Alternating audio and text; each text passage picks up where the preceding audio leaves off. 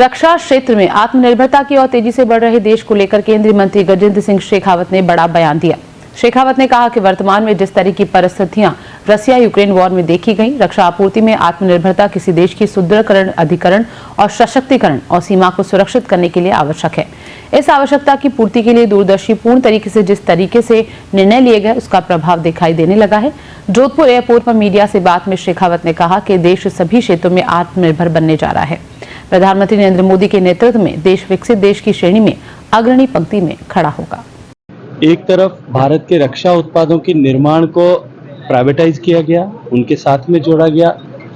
भारत के ordnance factory boards की जो यूनिट्स लगभग डिफंक्ट हो गई थी, आयात में जो लोग चांदी कूटना चाहते थे, उनकी इस बदनीयती के चलते हुए उनको रिवाइव किया गया, उनको 7 बड़ी वर्ल्ड क्लास कंपनीज में कन्वर्ट किया गया।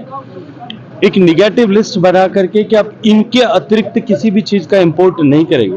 लगभग 85% तक आयुध का स्वदेशीकरण किया गया। भारत में एयरक्राफ्ट मैन्युफैक्चरिंग तेजस से लेकर के हेलीकॉप्टर मैन्युफैक्चरिंग से लेकर के हिंदुस्तान एरोनॉटिक्स लिमिटेड का रिवाइवल करके उसको मल्टी बिलियन कंपनी के रूप में स्थापित किया गया। भारत में निर्मित रक्षा उत्पाद, जिनमें मिसाइल से लेकर के सामान्य जो बुलेट प्रूफ जैकेट्स हैं, उन तक पर जिस तरह से काम किया गया, उसका परिणाम यह हुआ है कि भारत आज आयातक नहीं, निर्यातक देशों की श्रृंखला में आकर के खड़ा हुआ है। और निश्चित ही उसके कारण से भारत की सैन्य शक्ति में तो इजाफा हुआ ही है, लेकिन अभी वर्तमान में जिस तरह की परिस्थितियां रशिया यूक्रेन वॉर में देखी गई,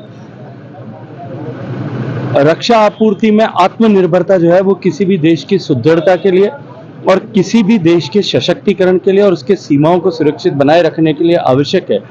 इस आवश्यकता को पूर्ति के लिए दूरदर्शी पूर्वक जिस तरह से निर्णय लिए गए, उसका प्रभाव जो है आज दिखाई देता है। माननीय प्रधानमंत्री जी के उपस्थिति में कल भारत की सेना की तीनों ही विंग्स ने अपने स्वदेश निर्मित आयुध और प्रणालियों का ऐसा प्रदर्शन किया जिसको देख करके शायद भारत के लोग नहीं, जिस किसी ने भी उसके बारे में सुना होगा विश्व भर में, वो चमत्कृत भी थे और हतप्रभ भी थे।